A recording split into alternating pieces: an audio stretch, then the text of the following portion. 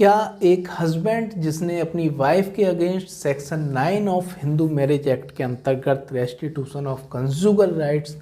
की x party decree प्राप्त कर ली है और पत्नी उसका पालन नहीं कर रही है, क्या वो इस आधार पे मेंटेनेंस देने से बच सकता है?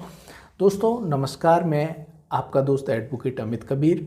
दोस्तों आज हम इसी महत्वपूर्ण लीगल क्वेश्चन को डिस्कस करेंगे जो कि बहुत ही ज़्यादा महत्वपूर्ण है, ख़ास तौर से जो प्रैक्टिसिंग एडवोकेट्स हैं उनके लिए तो बहुत ही ज़्यादा महत्वपूर्ण है। तो दोस्तों यहाँ पर हमारा क्वेश्चन यही है कि एक हस्बैंड है जो कोर्ट में सेक्शन 9 की याचिका दाखिल करता है हिंदू मैरिज एक्ट के अंतर्गत कि पत्नी उसके साथ नहीं रह रही है और पत्नी क्या उसमें बताता है, दोष बताता है और उसमें याचिका में प्रेयर करता है कि पत्नी को आदेशित किया जाए, निर्देशित किया जाए कि वो उसके साथ आके उसके साथ रहे और कंजुगल राइट्स हैं उसका जो उनका वो पालन करे। तो दोस्तों ऐसी स्थिति में जब वो ये याचिका दाखिल करता है कोर्ट में, पत्नी को नोटिस जाते हैं और पत्नी कोर्ट में पेश नहीं होती। एक बार नोटिस गया, दो बार नोटिस गया, लेकिन वाइफ कोर्ट में पेश नहीं हुई है। तो सिविल प्रोसीजर कोड होता है वो, यदि रेस्पोंडेंट यहाँ पर इस तरीके से हाजिर नहीं हो रहा है, बार बार उसे नोटिस जा रहा है, सूचना जा रही है, तो वो यहाँ पर एक्स पार्टी ऑर्डर कर देता है और एक्स पार्टी प्रोसीडिंग चलती है। यानी कि यहाँ पर पत्नी को सुने बिना ही, पत्नी का पक्ष सुने बिना ही यहाँ पर कोर्ट प्रोसीडिंग चलती है। पति को ही सुनती है, पति के ही एविडेंस लेती है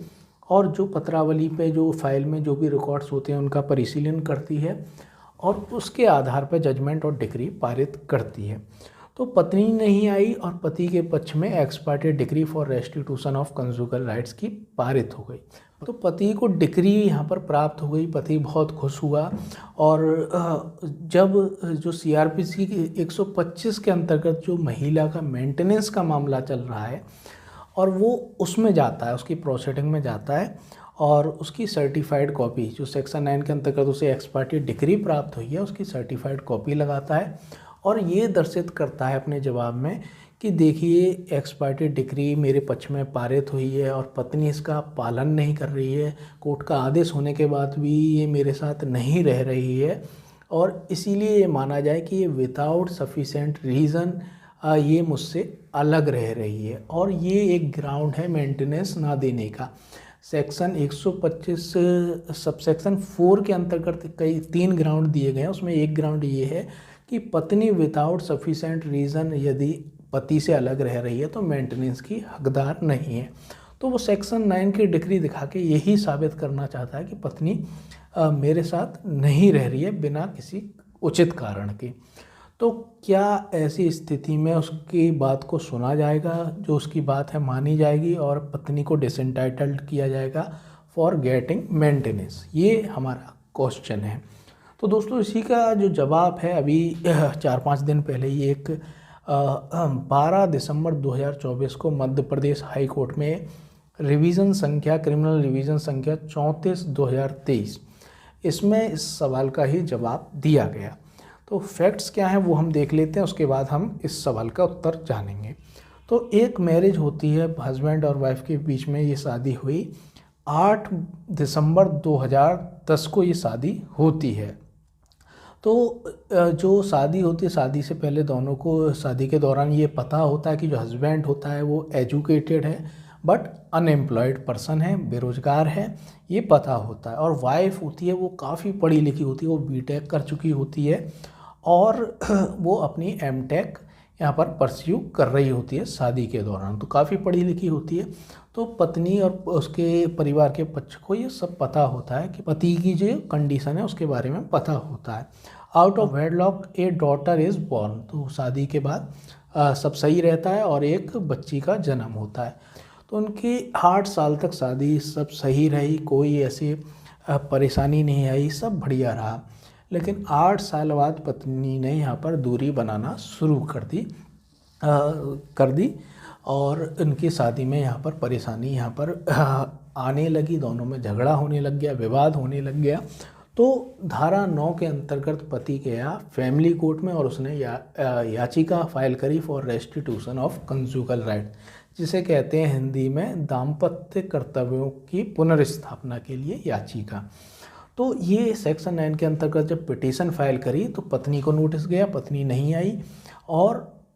जो फैमिली कोर्ट थी उसने एक्स पार्टी प्रोसीडिंग शुरू करी और पति के पक्ष में जजमेंट दिया और डिक्री यहाँ पर एक्स पार्टी पत्नी के अगेंस्ट यहाँ पर पारित कर दी गई, यानी कि पति के फेवर में x party decree for restitution of conjugal rights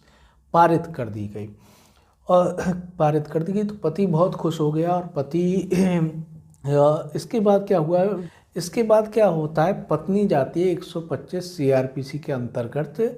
maintenance की मांग करती है कि मुझे अपना और अपनी बच्ची के लिए भरण पोषण चाहिए, क्योंकि मैं बेरोजगार हूँ, कुछ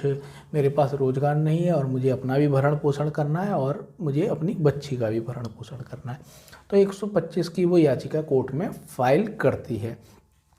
तो पति यहाँ पर पेश होता है, नोटिस उसे प्राप्त होता है, उसके बाद वो कोर्ट में आता है, अपना WS देता है और WS में ये बात लिखता है कि उसके फेवर में ये x party decree under section 9 पारित कर दी गई है और पत्नी इसका पालन नहीं कर रही है, इसका कंप्लायंस नहीं कर रही है,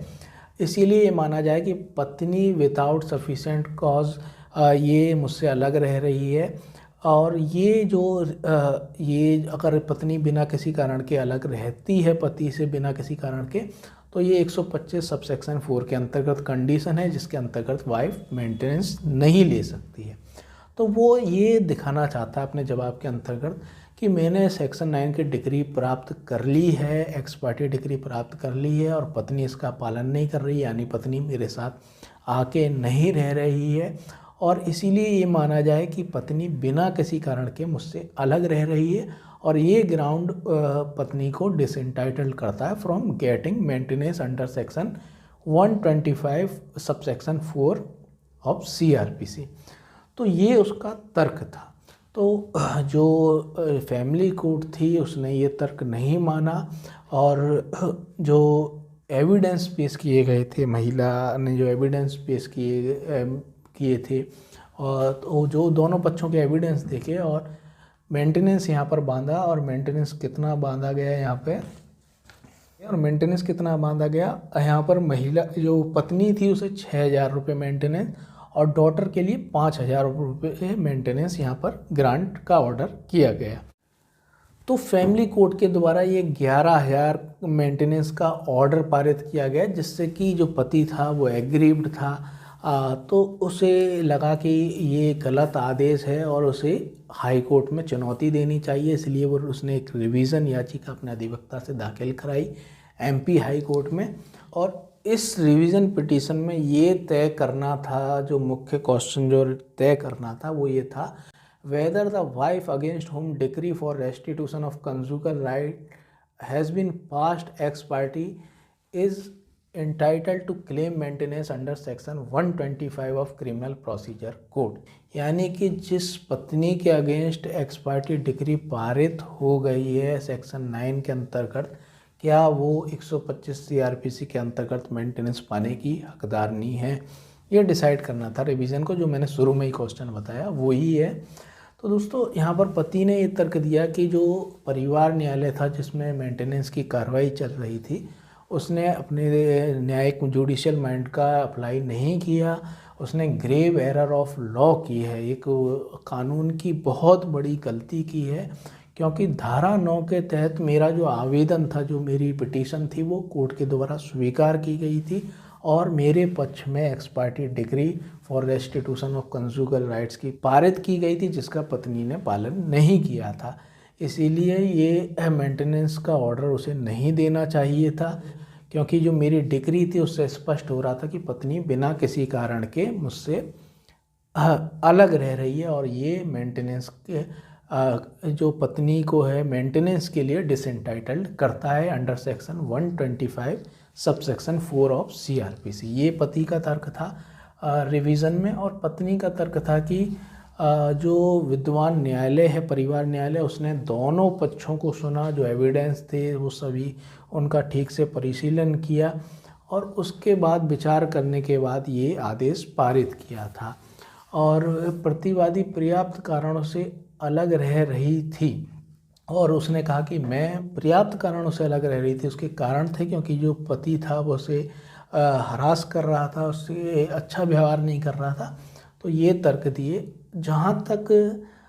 रेस्टिट्यूशन ऑफ कंजुगल राइट्स की डिक्री का सवाल है, वो पति के पक्ष में एक्स पार्टी डिक्री पारित हुई थी, यानी कि मुझे बिना सुने ही ये पारित हुई थी। और जो पति है स्वयं मुझे व मेरी बच्ची को साथ रखने का इच्छुक नहीं था। तो दोस्तों ये दोनों के तर्क थे। और कोर्ट ने क्या कहा इसमें? कोर्ट ने कहा कि it is an ex parte order so it has no binding affect on the proceeding under section 125 of CRPC। Restitution of conjugal rights की डिक्री का सवाल है, वो पति के पक्ष में एक्स पार्टी डिक्री पारित हुई थी, इसीलिए उसका 125 CRPC पर उसका बाइंडिंग इफेक्ट नहीं होता है। ये नहीं माना जा सकता है कि पत्नी बिना किसी कारण के पति से अलग रह रही थी, केवल डिक्री को देखकर, और पत्नी उसका पालन नहीं कर रही है एक्स पार्टी का डिक्री का, तो ये नहीं माना जा सकता कि पत्नी without sufficient reason she is living separately from her husband. केवल इस आधार पे कि पत्नी के विरुद्ध रेस्टिट्यूशन ऑफ कंजुगल राइट्स की डिक्री पारित हुई थी, उसका जो राइट है मेंटेनेंस का अंडर सेक्शन 125 ऑफ CRPC, उससे उसे वंचित नहीं किया जा सकता है। On this aspect, the respondent wife has deposed that since she has not male child, her mother and sister-in-law have used to harass her. तो जो जो पत्नी ने जो गवाही दी थी 125 के मामले में, उसने उसमें स्पष्ट कहा था कि जो ससुराली जन थे वो इस बात से खुश नहीं थे कि मैंने एक लड़की को जन्म दिया है, और वो मेरे साथ टॉर्चर किया करते थे, मुझे हरास किया करते थे, और यहाँ तक कि उन्होंने 2015 में मुझे फोर्सिबली मेरा अबॉर्शन करा दिया। तो ये बताया, और जो हस्बैंड था वो मेरे साथ अच्छा व्यवहार नहीं करता था, ये उसने कहा। और उसके क्रॉस एग्जामिनेशन में उससे पूछा गया, पत्नी से पूछा गया कि तुम्हारा पति तुम्हें साथ रखना चाहता है तो उसके साथ तुम क्यों नहीं रह रही हो? तो पत्नी साहब कहती है कि उसका बिहेवियर है वो बिल्कुल मेरे साथ अच्छा नहीं है, गलत व्यवहार करता है वो मेरे साथ, इसलिए मैं उसके साथ नहीं रह सकती हूँ, ये सफिशेंट कॉज है मुझे उसके साथ, इसलिए मैं उससे अलग रह रही हूँ। तो हाँ, ये यहाँ पर नोटेड करें हैं पॉइंट, हाई कोर्ट ने बहुत ही अच्छा ये जजमेंट लिखा है। Now in such condition only on the basis of the fact that the petitioner has obtained ex parte degree under section 9 of Hindu marriage act in his favour whether he can avoid to maintain his wife. तो ये सब जो ऊपर जो husband ने तर्क दिया है कि मैंने x parte degree restitution of conjugal right की डिग्री प्राप्त कर ली, तो क्या इस आधार पे वो उसका जो दायित्व है कि वो अपनी पत्नी का भरण पोषण करे, क्या वह उससे बच सकता है? तो only getting the degree under section 9 of Hindu marriage act is not sufficient to prove that wife has no sufficient reason to live separate from her husband. तो केवल सेक्शन 9 की डिग्री के आधार पर ये प्रूव नहीं हो जाता कि पत्नी बिना किसी कारण के उससे अलग रह रही थी। यहाँ पर